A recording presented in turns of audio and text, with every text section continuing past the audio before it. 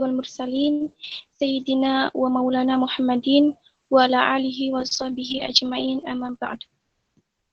Yang terhormat pembina Forum Kajian Islam dan Sains Teknologi Bapak Dr. Taqibul Fikri Niyartama SSI MSI. Yang terhormat Ketua Umum Forum Kajian Islam dan Sains Teknologi Mbak Nur Hasna Fajriah. Yang terhormat pemateri kajian rutin Mbak Apoteker Banan Mutiatur, Sarjana Farmasi. Dan yang saya banggakan teman-teman peserta kajian rutin pada pagi hari ini.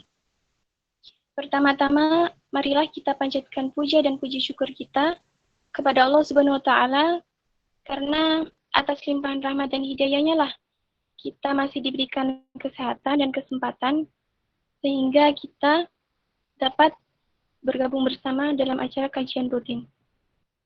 Walaupun pelaksanaannya secara online seperti ini.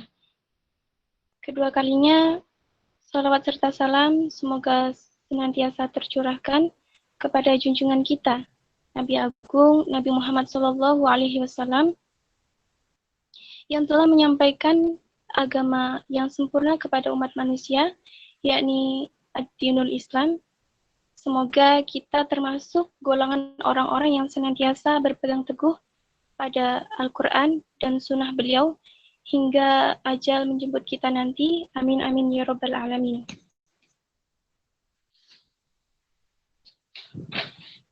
Oke teman-teman, sebelumnya perkenalkan, saya Siti Nur Azizah. Di sini saya akan memandu jalannya kajian rutin dari awal hingga akhir, insya Allah.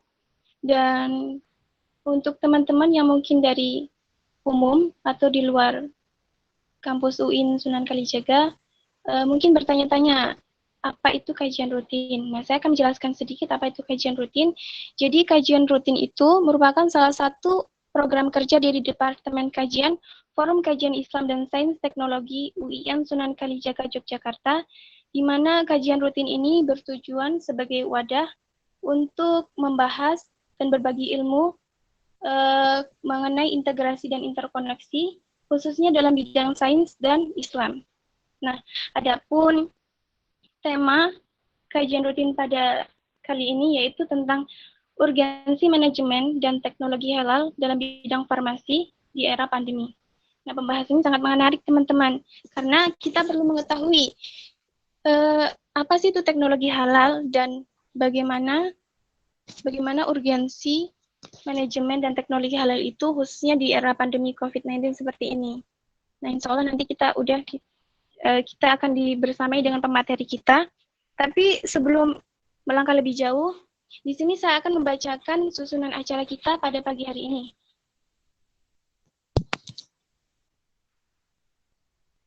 Itu yang pertama adalah pembukaan, yang kedua adalah pembacaan ayat-ayat suci Al-Quran, yang ketiga adalah sambutan, yang keempat adalah acara inti, dan yang terakhir adalah penutup.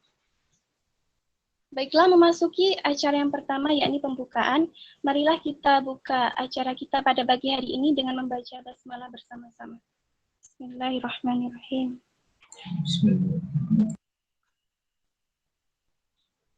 Baiklah, memasuki acara selanjutnya, yakni pembacaan ayat-ayat suci Al-Quran yang insya Allah akan dibawakan oleh Saudara Mikdad Zaki Haidar.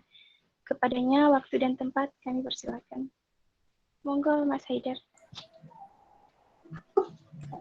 Assalamualaikum warahmatullahi wabarakatuh. Waalaikumsalam warahmatullahi wabarakatuh.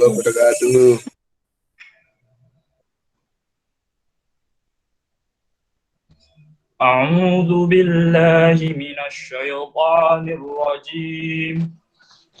Bismillahirrahmanirrahim. Ya ayyuhalladzina amanu idza qila lakum tafassahu fil majalisi fafsahu yafsahillahu lakum wa idza qila ansuzu fa'suzu yarfa'illahu alladhina amanu minkum walladhina utul ilma darajat wallahu bima ta'maluna khabir. Ya الذين آمنوا إذا ناجيتم الرسول فقدموا بين يدي نجواكم صدقة ذلك خير لكم وأطهر فإن لم تجدوا فإن الله غفور رحيم أأشفقتم أن تقدموا بين يدي نجواكم صدقات فإذ لم تفعلوا وتاب الله عليكم فأقيموا الصلاة وآتوا الزكاة وأطيعوا الله ورسوله والله خبير بما تعملون. Sadaqallahul azim walhamdulillahi rabbil alamin. Wassalamualaikum warahmatullahi wabarakatuh. Waalaikumsalam warahmatullahi wabarakatuh.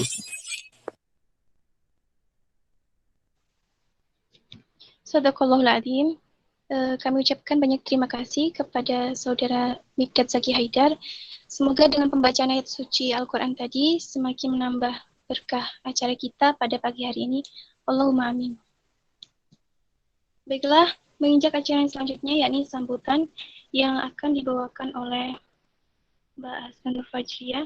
Kepada beliau kami persilahkan.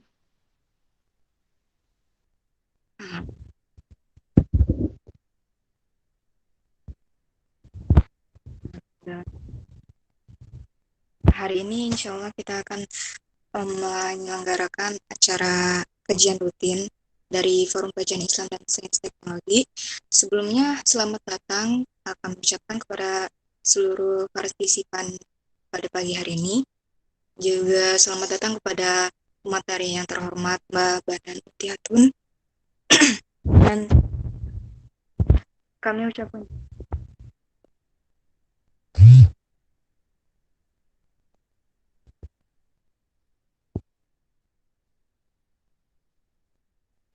Maaf Mbak, nggak ada suaranya. nggak ada suaranya. Iya. Sekarang masih ada nggak? Sekarang udah ada. Berarti sekarang masuk? Nggak masuk ya? Ulangi ya. Ini udah kedengeran? Udah Mbak. Oke, bismillahirrahmanirrahim. Assalamualaikum warahmatullahi wabarakatuh. Waalaikumsalam warahmatullahi wabarakatuh. Oke. Waalaikumsalam. Selamat datang ya kami ucapkan kepada seluruh partisipan kajian rutin pada pagi hari ini.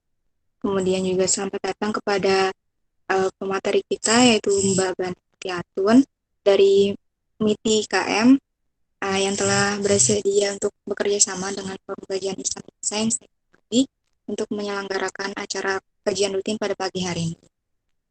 Kemudian terima kasih kepada teman-teman yang telah menyempatkan waktunya untuk mengikuti kajian pagi hari ini.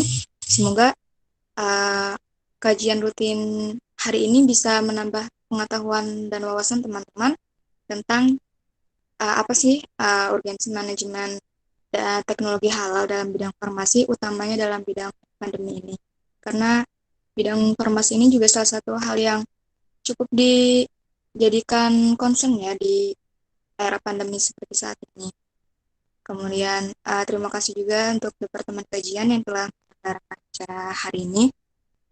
Mungkin untuk teman-teman bisa dipersiapkan saja, dicatat untuk ilmu yang akan didapatkan pada pagi hari ini. Kemudian bisa disiapkan juga pertanyaan yang sekiranya bikin penasaran atau pengen tahu teman-teman tentang teknologi halal dan farmasi gitu ya. Jadi bisa ditanyakan kepada pemateri. Kurang lebihnya mungkin dari saya itu aja. Selamat belajar di kajian rutin. Semoga apa yang didapatkan di kajian rutin bisa bermanfaat untuk kita semua. Kurang lebihnya maaf. Wassalamualaikum warahmatullahi wabarakatuh. Waalaikumsalam warahmatullahi wabarakatuh. Waalaikumsalam warahmatullahi wabarakatuh. yang dibawakan oleh Anwar Fajriah. Aku Ketua Umum Forum Kajian Islam dan Sains Teknologi. Kami ucapkan banyak memasuki acara selanjutnya, yaitu acara inti yang akan dibawakan oleh selanjutnya, yaitu acara inti. Nah, perlu saya sampaikan bahwa di acara inti ini ada 2 sesi. Yang pertama sesi penyampaian materi, di mana pemateri akan menyampaikan materi selama kurang lebih dalam waktu 45 menit. Kemudian yang kedua adalah sesi tanya jawab, di mana nanti teman-teman setelah penyampaian materi boleh bertanya secara langsung atau melalui kolom chat sesuai dengan format yang telah ditentukan sebelumnya. Nah, baiklah, sebelum kita memasuki sesi penyampaian materi dan sesi tanya jawab, saya akan memperkenalkan terlebih dahulu pemateri kita pada pagi hari ini. Beliau adalah Mbak Banan Mutiatul, sarjana farmasi. Beliau asalnya dari Depok, Jawa Barat. Nah, untuk nomor HP-nya, bagi teman-teman yang mau menyimpan nomor HP-nya Mbaknya, itu saya bacakan 0822 2333 0719. Saya ulangi, 0822 2333 0719. Nah, status beliau sekarang udah menikah. Kemudian untuk riwayat pendidikan beliau, beliau itu S1 apoteker di Fakultas Farmasi Universitas Jember. Kemudian sekarang beliau sedang melanjutkan studi S2-nya di Fakultas Farmasi Universitas Indonesia. Nah, untuk pengalaman kerja beliau pernah kerja sebagai apoteker Enggal Sarat pada tahun 2017 sampai 2018. Yang kedua, beliau adalah Staff Research and Development PT Nanotech Natura Indonesia. Nah, kurang lebihnya seperti itu. Kita sapa dulu pemateri kita. Assalamualaikum Mbak Banan. Halo, Waalaikumsalam warahmatullahi wabarakatuh. Baiklah, Masuk ya suaranya? Masuk Mbak. Oke, jelas? Jelas. Baiklah, karena pemateri kita udah bergabung sama kita, kita langsung aja tanpa berlama-lama. Waktu dan tempat kami persilahkan. Monggo Mbak Banan. Ya, terima kasih Aziza atas kesempatan yang diberikan. Saya izin share screen ya sama teman-teman di sini sedikit materi mungkin yang akan menjadi panduan kita dalam diskusi pagi hari ini. Sebentar. Oke.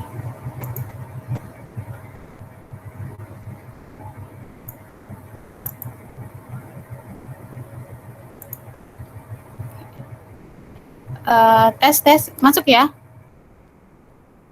suaranya? Masuk Mbak. Iya masuk Kak. Oke. Bismillahirrahmanirrahim. Assalamualaikum warahmatullahi wabarakatuh. Waalaikumsalam warahmatullahi wabarakatuh. Terima kasih atas kehadirannya teman-teman di pagi yang berbahagia ini. Semoga di forum ini kita bisa mendapatkan ilmu baru gitu ya, sama-sama belajar.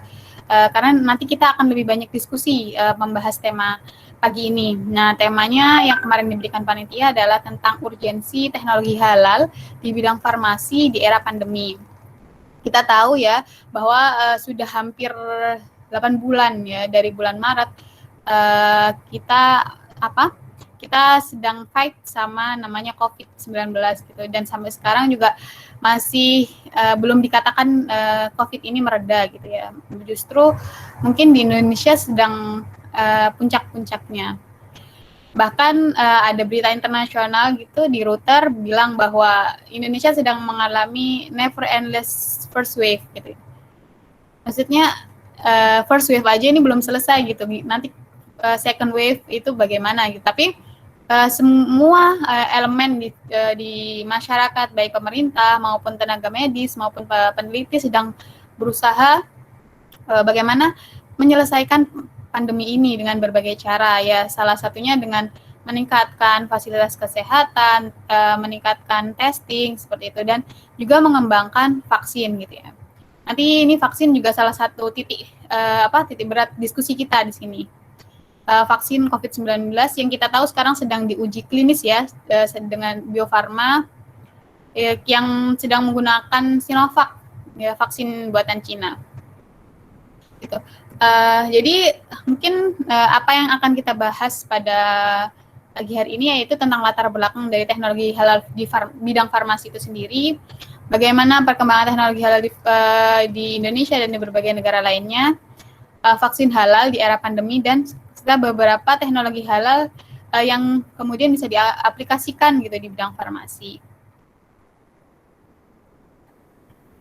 Jadi kita ini kan semua di sini Muslim kan, jadi sudah punya dasar gitu ya untuk dalam segala hal kita punya dasar dari Al-Quran dan Al-Hadis gitu. Di Al-Quran sendiri banyak pembahasan tentang halal dan haram. Ini adalah salah satu ayat Al-Quran yang menerangkan tentang apa itu halal dan apa itu haram gitu ya. Sudah sangat jelas dalam surat Al-Maidah ayat 3. Diharamkan bagimu memakan bangkai, darah, daging babi, dan daging hewan yang disembelih bukan atas nama Allah, atau yang tercekik, yang dipukul, yang jatuh, yang ditanduk, dan yang diterkam binatang buas, kecuali yang sempat kamu sembelih.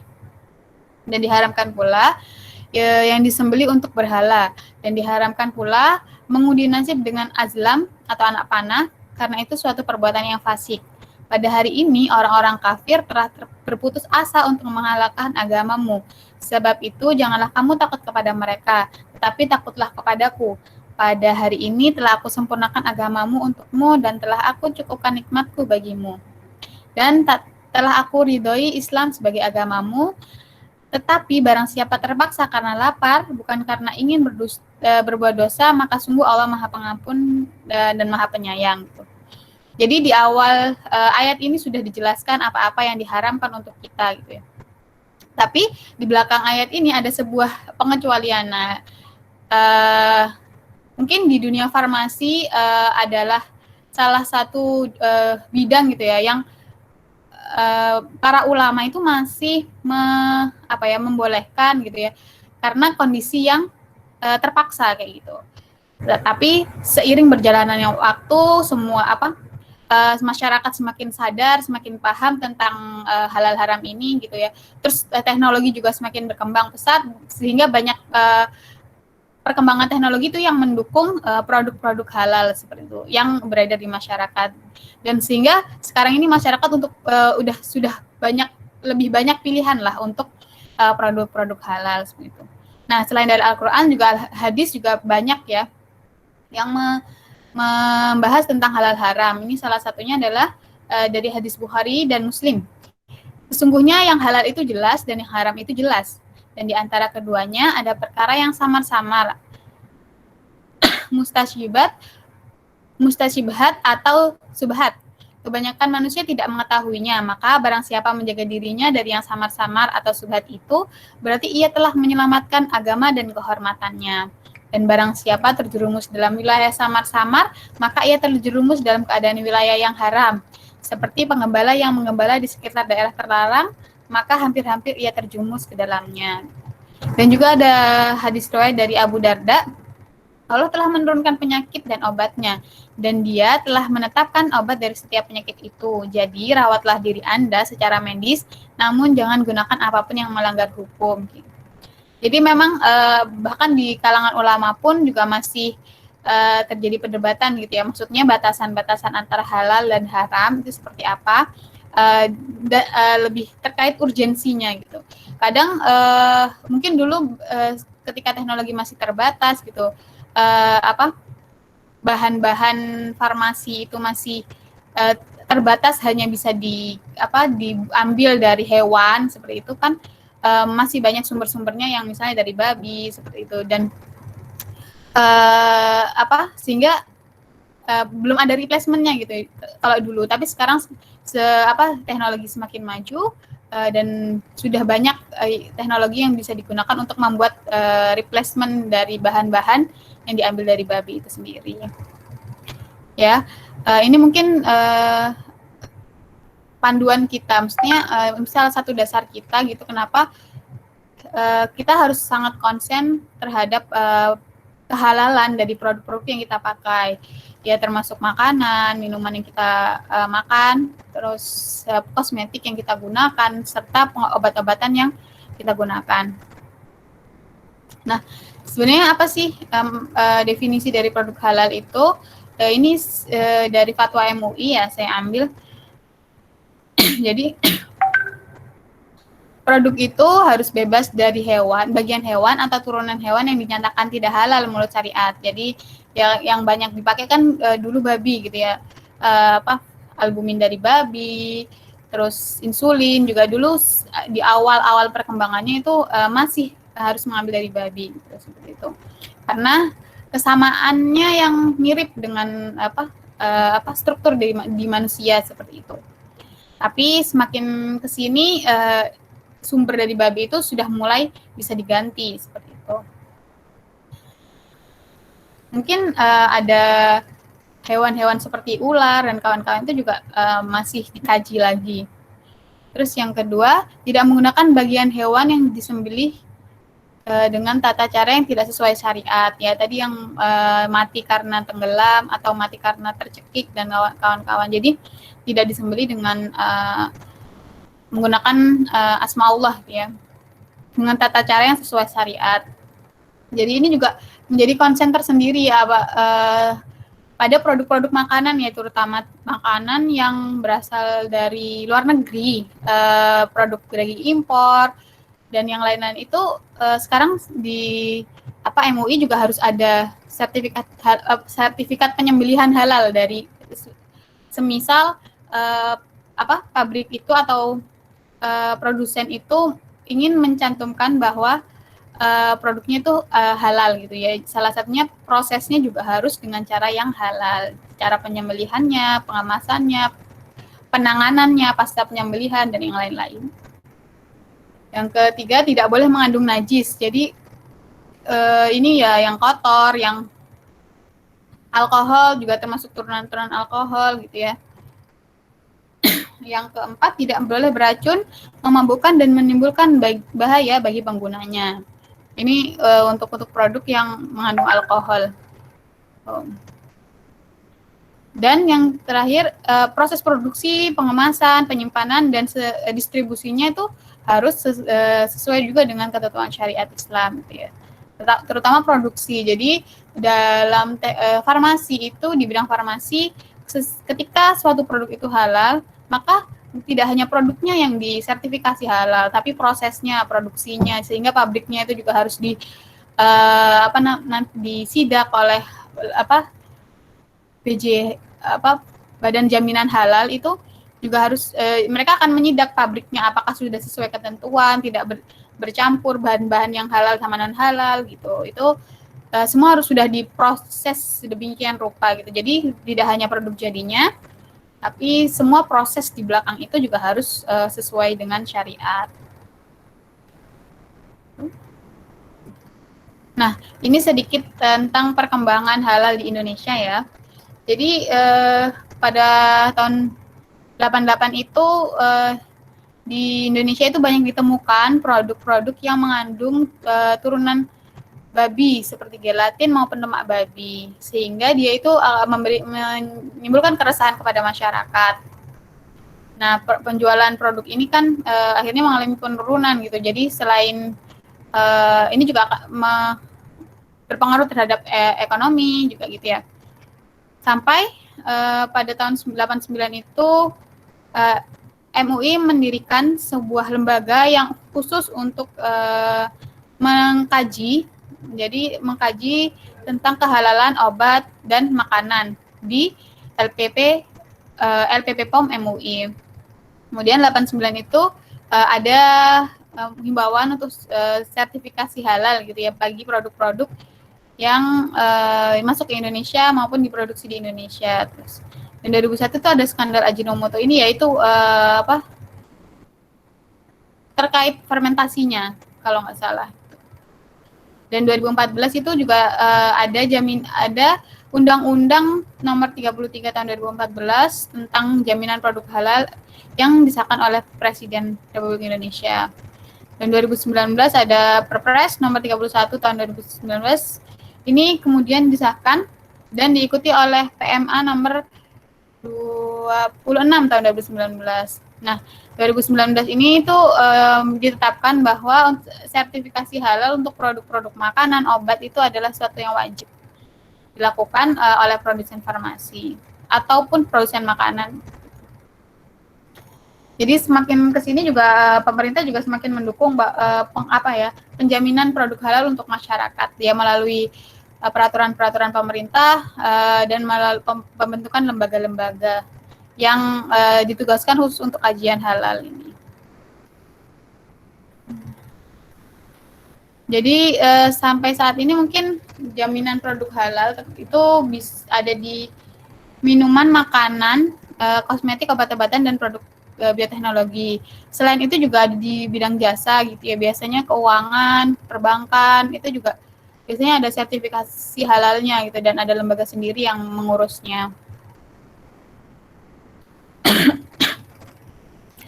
Ini yang mungkin yang banyak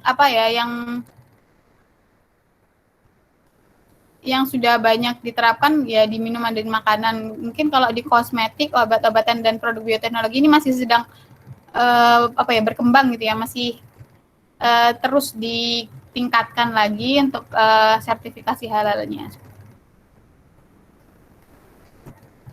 Jadi ini untuk prosedur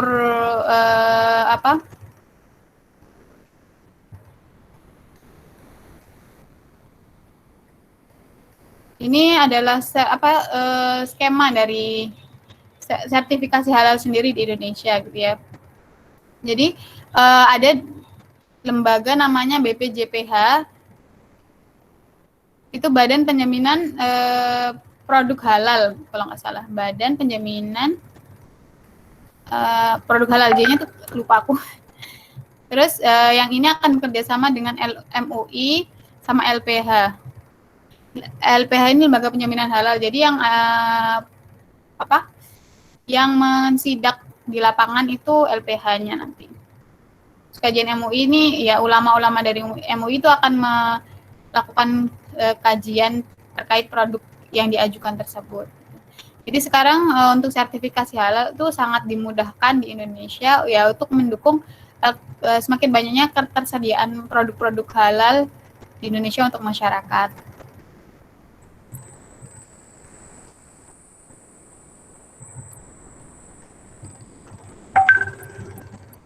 Oke. Ini adalah sistem dari jaminan halal itu sendiri. Jadi ini karena sistem adalah sesuatu yang kompleks, ya, maksudnya yang saling mendukung, terdiri dari kebijakan halal. Gitu. Yang kebijakan halal ini ya dengan munculnya peraturan-peraturan pemerintah yang menetapkan kewajiban dari sertifikasi halal produk, terus juga ada tata cara peraturan yang mengatur tata cara sertifikasi halal, gitu ya. Dan dasar-dasar dari penetapan halal suatu produk. Yang kedua adalah tim manajemen halal. Ini maksudnya yaitu tim yang melakukan sertifikasi, pemeriksaan dan kajian tentunya terkait produk-produk yang akan disertifikasi halal.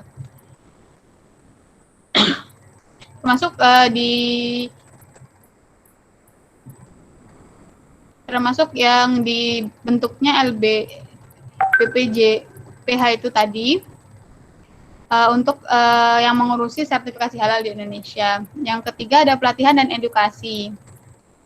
Ini sebenarnya pelatihan dan edukasi ini kayak jadi seseorang yang menyediakan jasa produk halal itu ada pelatihannya, maksudnya standar untuk mengetahui bagaimana standar-standar produk halal, makanan halal seperti apa gitu. Itu melalui pelatihan dan edukasi. Terus standarisasi bahan yang akan digunakan gitu ya. Tentunya juga sumbernya harus jelas, harus bisa di tracing suppliernya dari mana, terus bahan bakunya apa, itu semua harus jelas. Yang kelima itu produknya sendiri. Jadi setelah jadi diproses dan menjadi produk juga perlu dikaji. Yang keenam, fasilitas produksi. Ini tadi yang saya sempat bahas bahwa tidak hanya produknya tapi pabriknya juga harus memenuhi standar halal. Prosedur tertulis untuk aktivitas kritis, ya ini untuk pencatatan aja sih di produksi.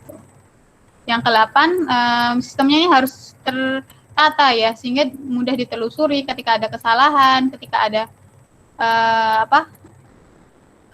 penarikan produk gitu, karena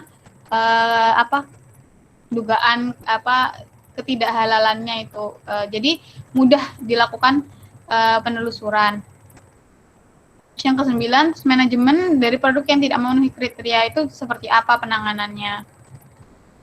10, audit internal, dan yang terakhir adalah kaji ulang manajemen. Jadi setiap waktu tertentu itu sistem jaminan halal juga perlu diperbaharui, apakah sudah sesuai, apakah perlu dipermudah seperti dan sebagainya.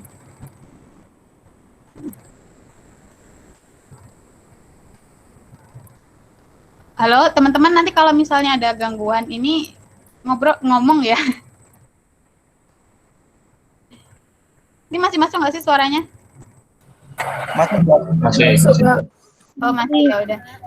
Ya, oke. Saya lanjutkan ya. Nah, ini kita akan bahas tentang vaksin halal gitu ya.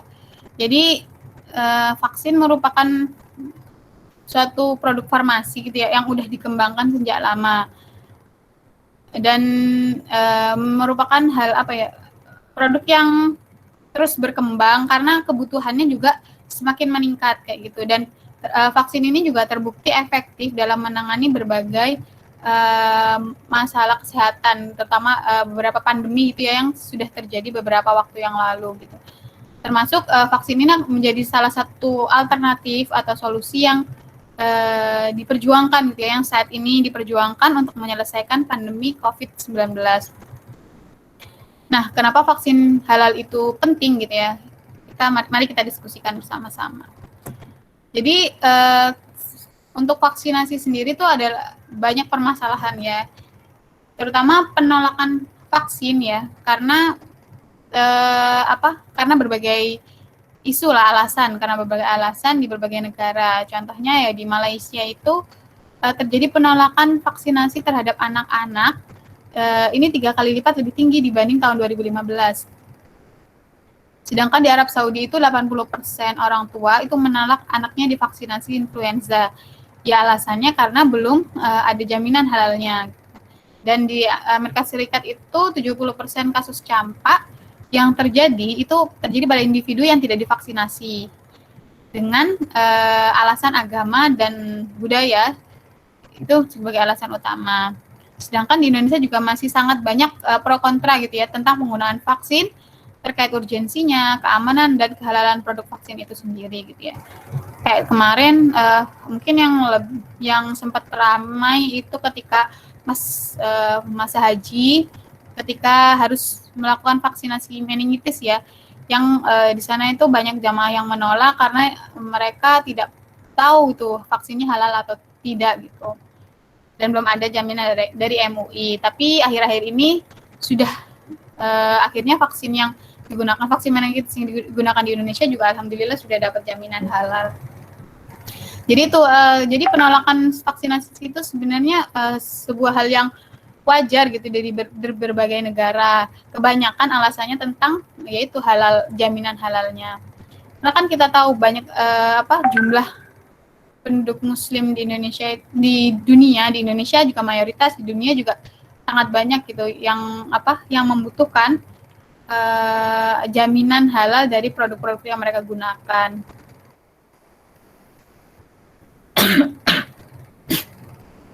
Nah, ini mungkin sedikit gambaran dari bagaimana sih vaksin itu diambil ya.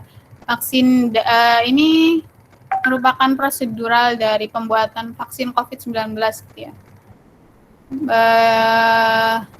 vaksin itu didapatkan dari isolasi virus ya, gen virus yang ada di Indonesia. Jadi kan sempat ada pembahasan tuh COVID ini jenisnya berbeda-beda tiap negara. Ada COVID dari Cina, ada dari Amerika dan yang lain-lain kan. Akhirnya untuk menciptakan vaksin yang diharapkan efektif pada komunitas tertentu itu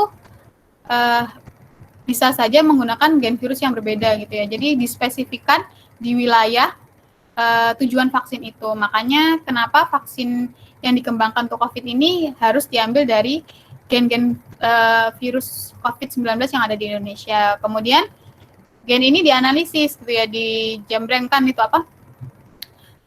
Basa-basa nukleotidanya itu apa aja gitu. Akhirnya setelah diketahui mana yang berpotensi gitu ya jadi jadi antigennya, kemudian di situ yang diproses. Kemudian ini dibentuk sebuah cloning gen S dan N yang kemudian dia diekspresikan menggunakan protein rekombinan sampai menghasilkan protein rekombinan yang menjadi antigen ya sebagai kandidat vaksin. Terus baru dilakukan karakterisasi dari protein ini. Setelah mendapatkan yang sesuai, kemudian dilakukan uji efikasi. Ya ini uji klinis, praklinis dan uji klinis. Mulai dari uji praklinis di hewan untuk mengetahui keamanannya, kemudian uji klinis fase 1, 2, dan 3. Nah, untuk ke fase 1 dan 2 sudah dilakukan. Kemarin kan di Indonesia menggunakan vaksin Sinovac ya, yang dibuat di Cina, tapi menggunakan gen Indonesia. Dan di fase 1 sampai fase 2-nya sudah dilakukan Cina, dan fase 3-nya ini dilakukan pada jumlah massa yang lebih besar di komunitas yang akan dituju penggunaan vaksinnya. Jadi kemarin bekerja sama dengan Bio Farma, lembaga Eijkman juga melakukan uji klinis. Semoga targetnya awal tahun 2021 vaksin ini sudah bisa digunakan seperti itu. Tapi ya kemarin baca-baca juga di berita banyak yang banyak yang pro kontra juga gitu ya vaksin terkait vaksin ini. Ada yang bilang untuk bisnis dan ada yang bilang juga konspirasi kayak gitu. Itu sebenarnya bagaimana kita menghadapi COVID-19 ini yang sudah jelas sudah banyak memakan korban seperti itu, yang nggak kenal siapapun bisa kena gitu ya. Mungkin bisa lebih bijak gitu. Dan kita membaca pengetahuan terkait vaksin ini juga perlu gitu sebagai acuan kita ketika nanti kita memilih untuk vaksinasi atau tidak seperti itu. Jadi kan vaksin ini dianggap sebagai cara yang paling ampuh gitu ya untuk menyudahi pandemi COVID ini. Karena dengan pemberian vaksin ini diharapkan akan timbul antibodi sehingga masyarakat itu akan kebal dari COVID-19. Masalahnya ketika banyak isu-isu konspirasi, terus isu-isu ini kepentingan bisnis gitu, akhirnya timbul spekulasi bahwa ya nggak penting, nggak urgent vaksin ini gitu ya di masyarakat, sehingga kemungkinan adanya penolakan itu sangat besar gitu. Nah, ketika suatu wilayah itu divaksin karena orang yang tidak divaksin kan otomatis tidak terbentuk antibodinya gitu ya, sehingga potensi untuk menularkan, untuk tertular dan menularkan itu sangat besar. Harapannya dengan timbulnya antibodi ini ya pencegahan sehingga virus COVID ini tidak bisa menyebar lagi gitu di masyarakat kita. Karena vaksin kan sistemnya mencegah gitu, diberikan kepada orang yang sehat untuk mencegah ketika nanti dia terpapar oleh virus COVID-19. Beda dengan obat yang diberikan setelah orang itu terpapar atau terindikasi ya adanya gejala-gejala COVID. Itu. Nah, jadi kenapa sih urgensi dari vaksin halal itu sangat penting gitu ya? Yang pertama yaitu sebagai salah satu solusi untuk penanggulangan pandemi ini gitu. Jadi membentuk antibodi secara massal gitu supaya komunitas itu atau masyarakat di wilayah itu tidak saling menulari gitu ya. Karena ini kan penyakit infeksius itu sangat bergantung dengan komunitas gitu.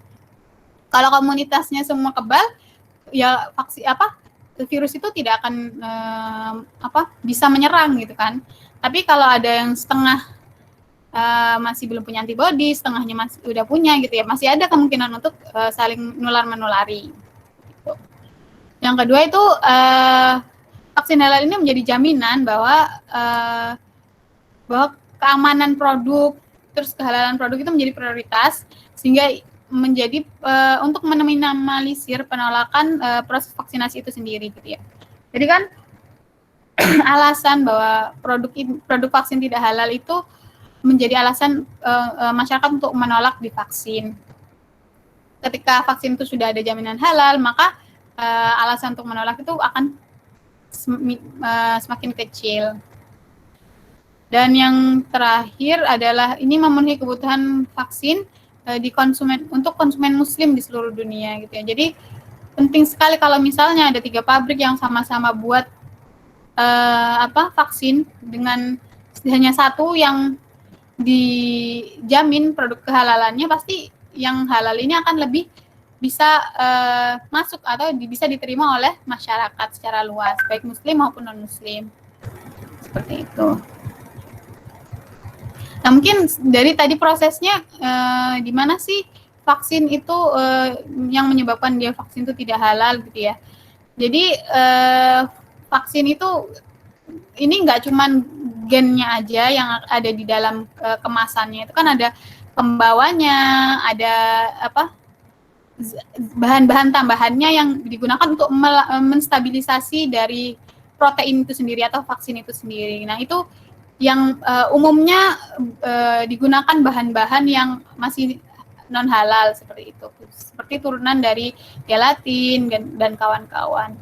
Kalau dari induk sendiri atau proteinnya mungkin aman-aman aja dari bahan itu, tapi ada bahan-bahan tambahan yang digunakan untuk menjaga produk vaksin ini agar tetap aktif. Karena ini kan protein ya, protein itu kan sangat sensitif terhadap lingkungan, terhadap suhu, pH, atau kelembapan, itu sangat sensitif.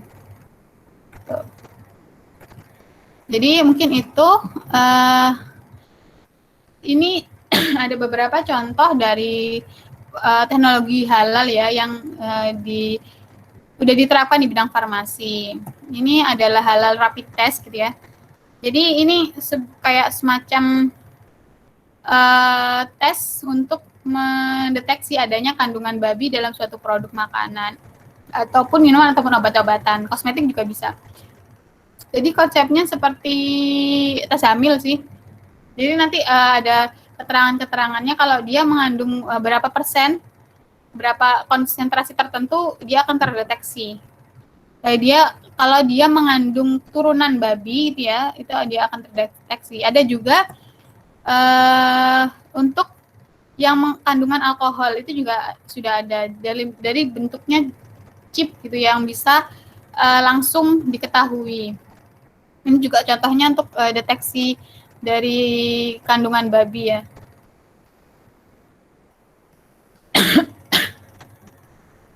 Nah, yang selanjutnya adalah plant-based gelatin. Jadi gelatin itu kan sebuah bahan yang sangat umum digunakan di produk makanan, minuman, kosmetik maupun obat-obatan gitu ya.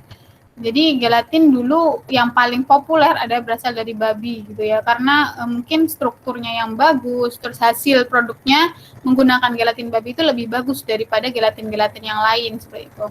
Nah, tapi dengan kebutuhan masyarakat akan produk halal, mau nggak mau ini gelatin dari babi harus di replacement. ada dikembangkan gelatin dari sapi, ikan, seperti itu ya. Kemudian sekarang juga dikembangkan gelatin dari tanaman, dari ganggang laut gitu ya. Itu sudah mulai diproses, juga sudah mulai diaplikasikan untuk pengganti cangkang kapsul atau bahan-bahan tambahan dalam produksi makanan atau ataupun obat-obatan. Jadi ini mungkin teman-teman bisa juga penelitian ya di bidang bahan-bahan ini gitu ya, kan kalau sains bisa modifikasi kimia, bagaimana modifikasi kimia dari suatu bahan itu agar bentuknya itu lebih mirip, lebih sesuai yang diharapkan. Itu tuh juga bisa diteliti nanti menjadi topik penelitian teman-teman di sini, karena kebutuhan akan bahan-bahan ini sangat besar gitu ya di produksi makanan dan obat-obatan. Jadi sekarang bisa ada cangkang kapsul itu sudah mulai diganti dengan yang plant based. Nah, terus yang kemudian yang selanjutnya ada aplikasi bioteknologi modern. Jadi kalau dulu vaksin-vaksin, terus enzim-enzim dan produk protein ya yang dikembangkan itu diambil dari makhluk hidup gitu ya. Sekarang sudah bisa disintesis tanpa melalui proses isolasi dari makhluk hidup gitu ya. Jadi langsung disintesis di laboratorium itu sudah semakin tinggi kemampuannya. Jadi asam aminonya, basa-basa nukleotidanya itu disintesis, dibuat sendiri gitu. Jadi kalau nggak salah di MIT itu sudah ada pusatnya untuk mensintesis DNA ini. Bisa sampai ratusan pasang basa. Gitu. Jadi nggak perlu repot-repot ngambil isolasi dari hewan atau tanaman kayak gitu. Nah, teknologi PCR juga sangat membantu dalam pengembangan produk-produk dari turunan protein ya, produk-produk bioteknologi ini. Mungkin itu yang bisa saya sampaikan ya. Untuk selanjutnya kita open diskusi aja. Mungkin teman-teman lebih banyak tahu tentang perkembangan teknologi, terutama di halal di farmasi ya. Saya kembalikan kepada moderator untuk sesi tanya jawab.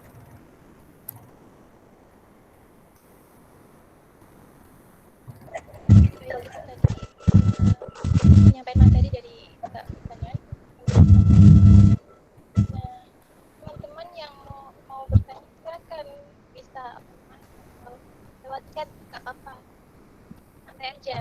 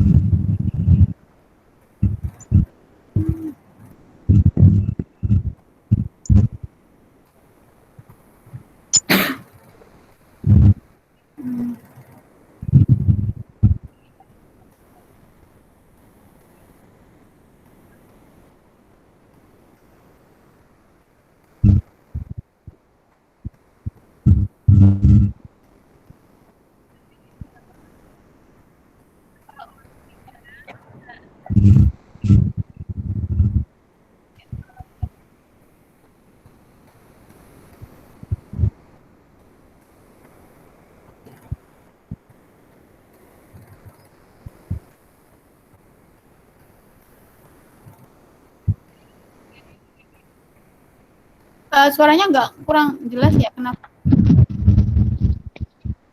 Gimana Mbak? Suara saya nggak jelas? Oh iya. Suara Aziza tadi barusan nggak jelas. Kurang dekat ini. Ayo teman-teman, ayo nanya. Jelas kok Mbak. Hidayah jelas. Ini Mbak dari pertanyaannya gini, bagaimana produk propolis yang memang sudah direkomendasikan dalam Al-Quran untuk menambah imunitas kita daripada kita mengkonsumsi obat kimia yang belum tahu kehadapannya, itu bagaimana Mbak? Oke, itu propolis ya. Kalau boleh sekalian promosi, enggak sih. Jadi di kantor saya juga salah satu produsen propolis. Yang sekarang tempat saya kerja ini kita juga memproduksi propolis gitu. Ya kalau saya bilang memang propolis secara ilmiah juga sudah terbukti ya manfaatnya untuk imunitas kita gitu. Tapi sistemnya di era pandemi beda. Kalau imunitas yang dibangun mungkin dari herbal atau suplemen lah ya, itu kan imunitas secara umum gitu. Jadi bagaimana tubuh kita ini bisa bertahan dari berbagai penyakit gitu ya, dari radikal bebas gitu ya. Tapi kalau masalah COVID ini udah spesifik, yang diketahui spesifik, terus gejalanya spesifik gitu. Jadi harus ada antigen spesifik yang untuk melawan virus ini. Mungkin secara umum gitu ya, produk-produk herbal atau suplemen ini sangat membantu kita dalam membentuk imunitas.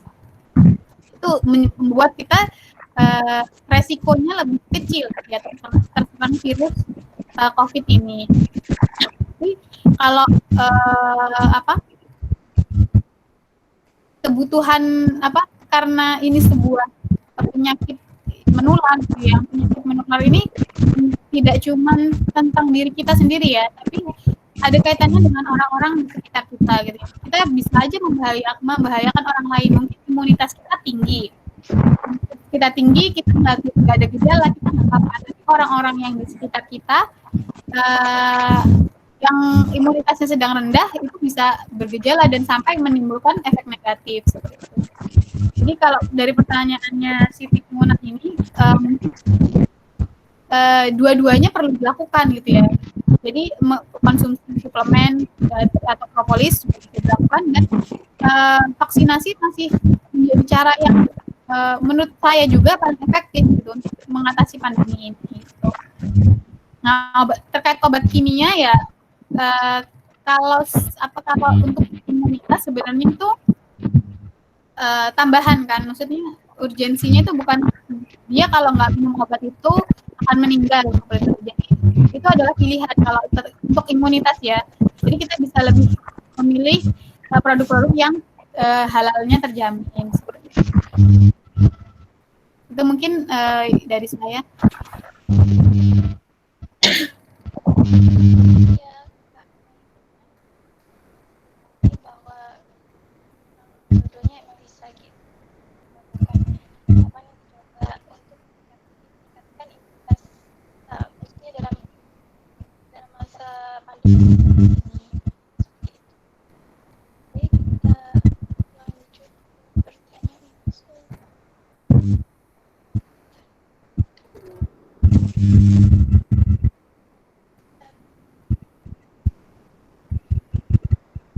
Pertanyaan selanjutnya ya, yang dari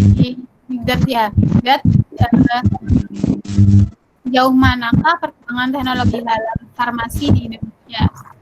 Sebenarnya kalau yang saya baca itu kita untuk penelitiannya itu sebenarnya hampir sama dengan negara-negara lain. Hanya saja mungkin aplikasinya itu yang masih kurang. Dalam artian kalau di negara-negara maju, mereka penelitian itu bisa langsung diaplikasikan untuk massal, maksudnya dipublikasi dalam skala yang besar. Kalau di Indonesia ini masih sangat minim seperti itu untuk diaplikasikan dari skala penelitian menuju skala industri kayak gitu. Karena mungkin banyak hal yang perlu perlu dimodifikasi dari skala penelitian ke skala industri kayak gitu. Jadi saya tahu beberapa penelitian terkait yang plant-based gelatin itu juga sudah banyak dilakukan oleh teman-teman di IPB. Terus pengembangan produk-produk biologi itu juga udah banyak di Ekman, dan di UI juga sedang diproses. Misalnya pengembangan terkait produk halal di bidang protein ya, bioteknologi itu sudah diteliti, sudah banyak diteliti. Namun ya itu untuk proses skala besarnya untuk produksi pabriknya itu masih sangat minim gitu ya. Mungkin karena ketika terutama untuk produk-produk biologi ini butuh banyak investasi gitu ya yang harus dilakukan oleh pabrik di Indonesia. Jadi penelitiannya udah cukup maju, tapi aplikasinya yang belum bisa diterima di skala industri. Seperti itu kalau dari pandangan saya seperti itu. Jadi kan banyak sih hasil penelitian dari para peneliti Indonesia juga belum bisa diaplikasikan di industri farmasi tentunya juga.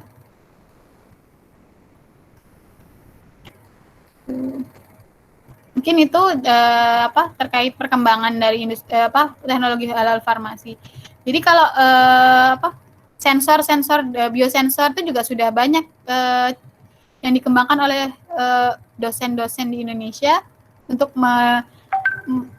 mendeteksi adanya kandungan babi, kandungan alkohol itu sudah banyak dikembangkan. Kebetulan ada salah satu dosen saya yang fokus biosensor terhadap produk halal ini di Universitas Jember. Nanti bisa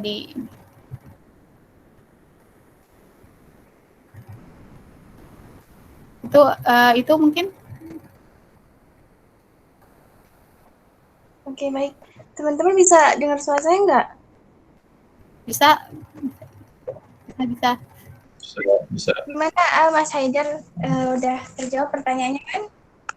Ya mungkin ada feedback. Alhamdulillah. Terima kasih Mbak. Ya. Mungkin ada feedback dari teman-teman juga. Silahkan nggak apa-apa kita diskusi aja di sini. Iya, benar tuh. Boleh. Monggo silakan ya teman-teman kalau mau menanggapi atau ada tanggapan atau ada pertanyaan lagi, monggo.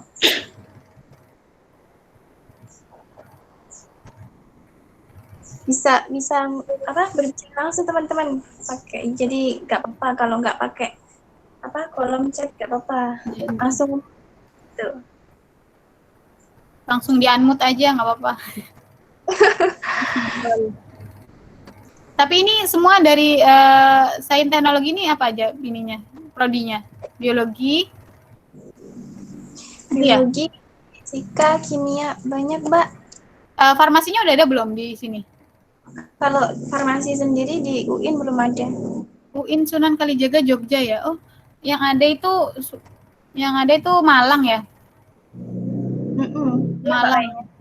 Iya ya, Malang udah ada.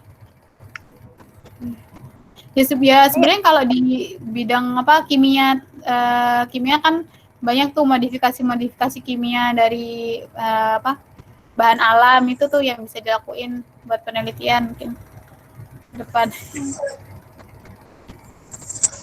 Berarti yang lebih dekat tuh kimia sama biologi kalau ke arah sana. Iya, ya fisika sebenarnya bisa kalau bikin alat atau ya hukum-hukum fisika yang dipakai. Oh iya. Nah, ini ada pertanyaan lagi nih Mbak dari Rifana. Rifana UIN Sunan Kalijaga. Tanya, kan produk cuci muka banyak bermunculan tuh.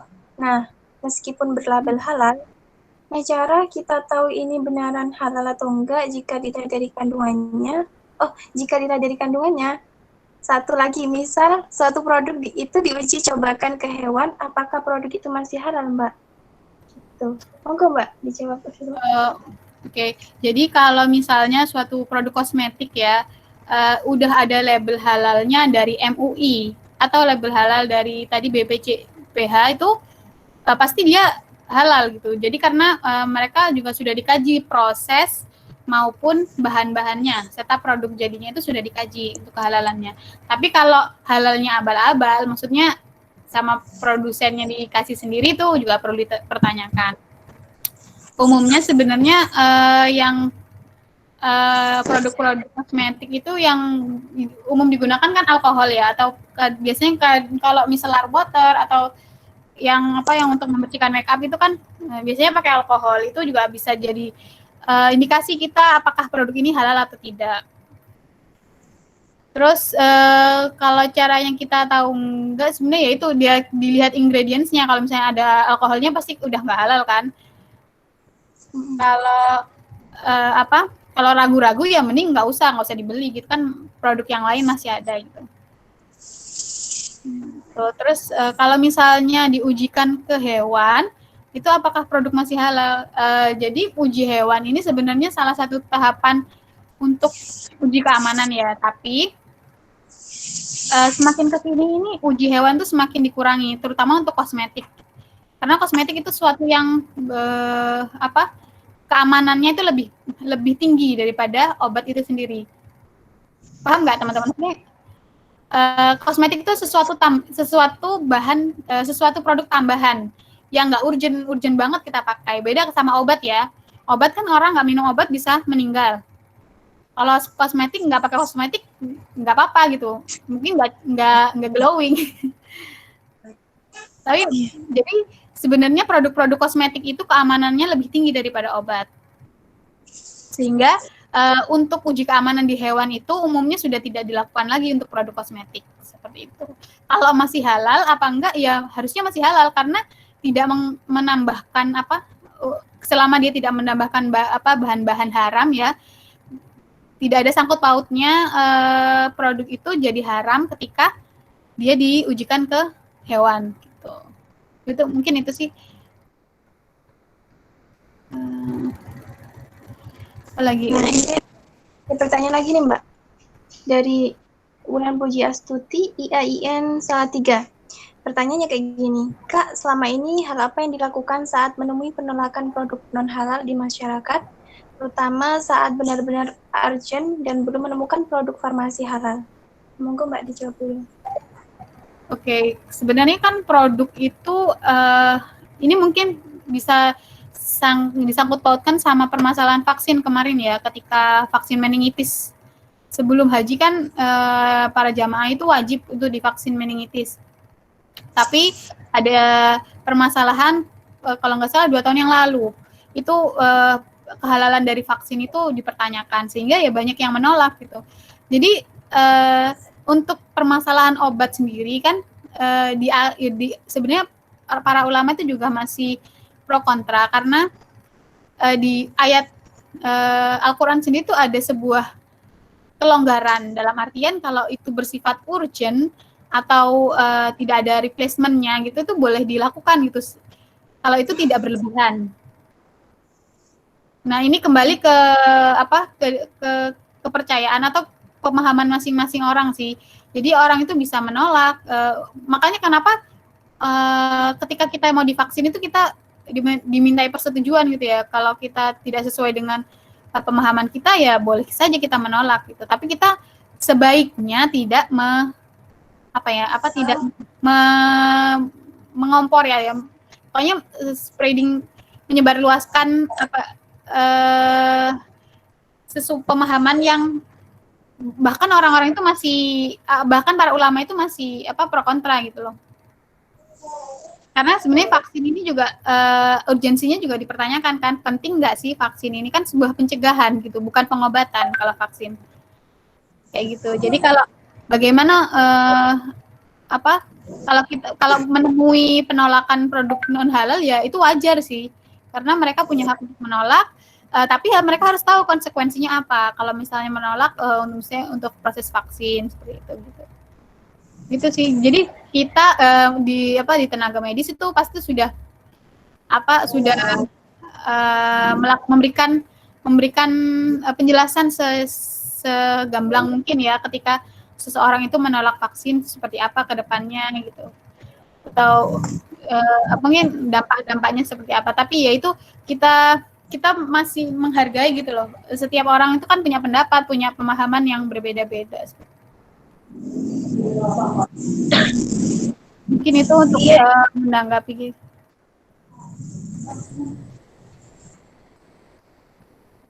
Yang pertanyaan dari ini ya, Mung Ridwan.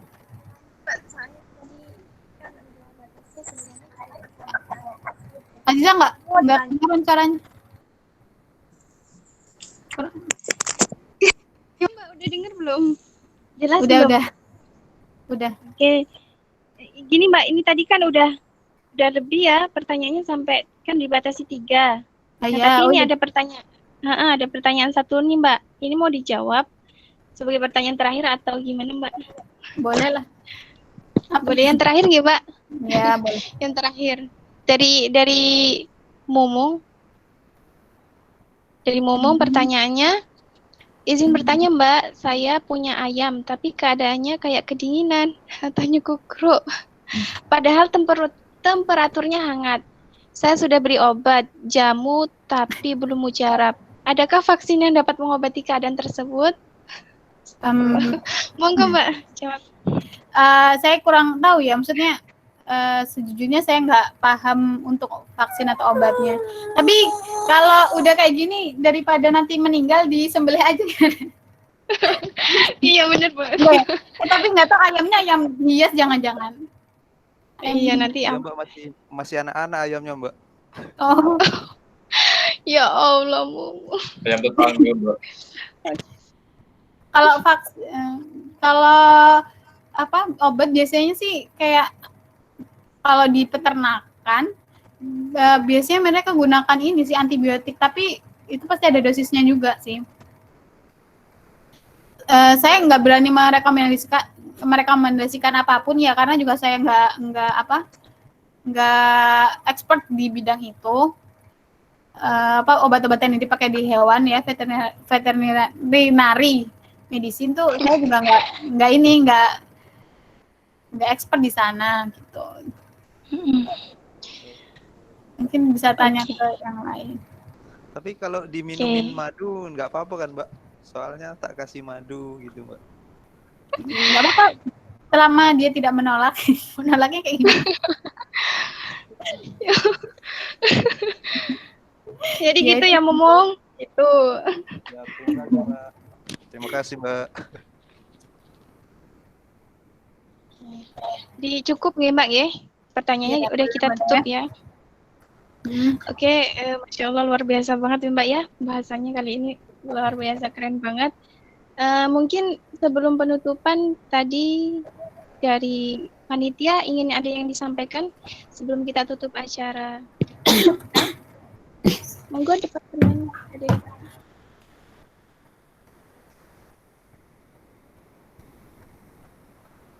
Mbak.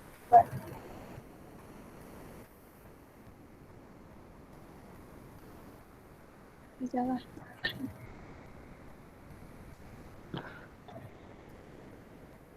Zara atau Farah yang mewakili Departemen Kaderisasi?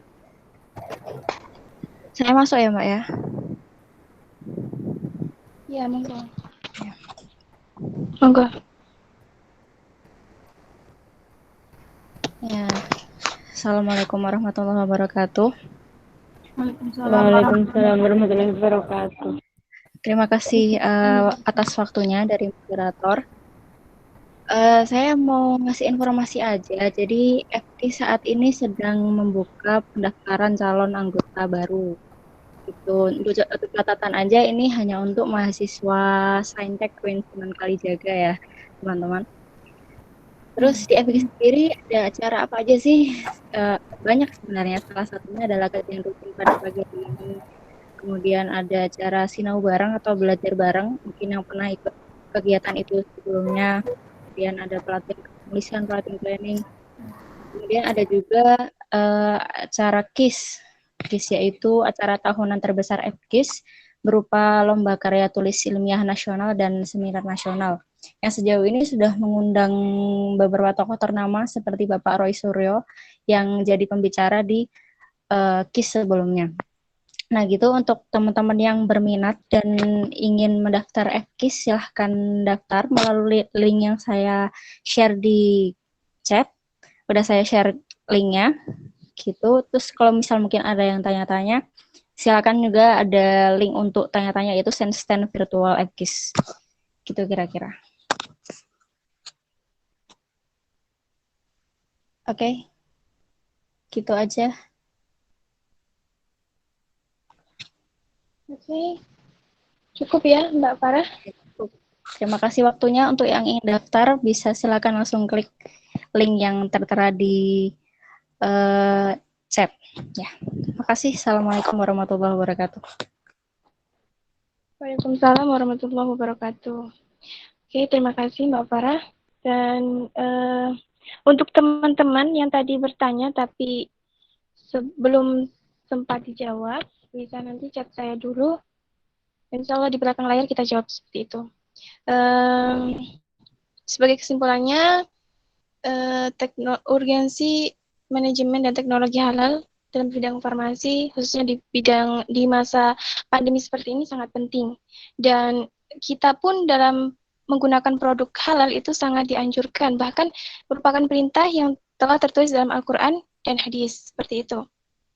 Dan untuk mendapat sertifikat halal pun, itu butuh tahapan dan proses-proses, mulai dari produknya, kemudian juga pabriknya, seperti itu. Jadi pemerintah Indonesia pun sangat memperhatikan produk-produk yang didistribusikan di Indonesia itu sendiri. Jadi sekian dari saya. Saya mengucapkan banyak terima kasih kepada pemateri, khususnya pemateri, juga pada peserta, teman-teman peserta kajian rutin. Terima kasih sekali. Saya mohon maaf yang sebesar-besarnya jika banyak yang salah, mulai dari tingkah laku ataupun kata. Sekian dari saya. Wassalamualaikum warahmatullahi wabarakatuh.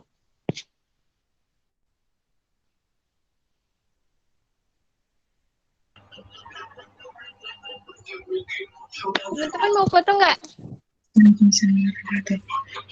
Boleh. Gak usah. Foto dulu ya. Gak usah. Foto dulu, dokumentasi. Gak usah.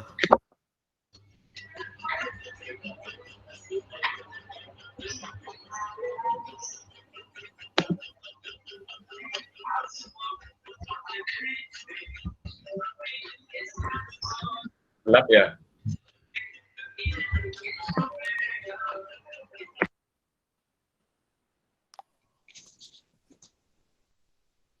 Ayo dinyalain kameranya, yuk. Oh ya, jangan lupa absennya ya. Absennya diisi biar nanti file PPT materi dari pemateri sama sertifikatnya bisa kita kirim. Jangan lupa diisi absensinya, teman-teman. Akan foto. Ayo, monggo, siapa nih yang mau screenshot? Mbak Nisa, halo. Ayo nyalain kamera.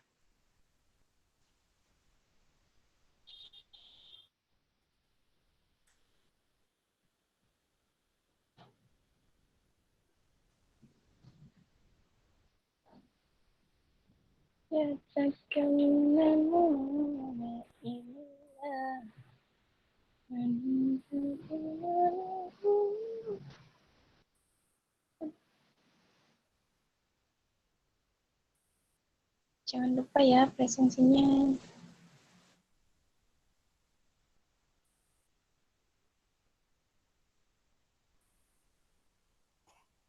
Gelap boy, gelap. Mau macam mana lagi? Adanya kamar saya. Lampu dinyalakan boy. Ini lampu sudah nyala. Kau hidup di mana boy? Jangankan lampu, matahari saya aktifin.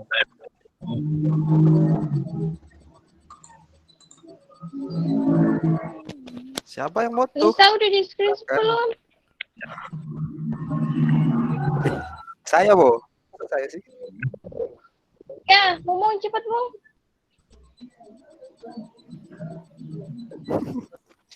Always me, boy.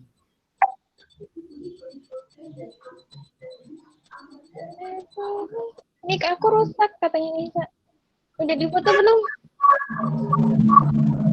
Oke ya. Satu. Nah, ini ada yang ngechat.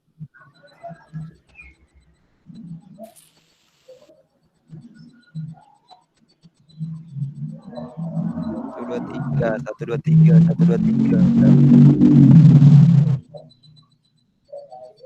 Udah, Belum. udah. Udah, Wan. Ridwan udah ya? Ya. Wis turun Wan, supaya tenang. Sudah. Oke, terima kasih.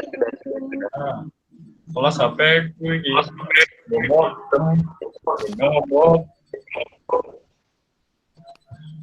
Tutup. Kuota SKU itu manfaatkan. Iya. Jual kuota aja beli HP. Ini bukan kamera HP, ini kamera laptop. Makanya burik.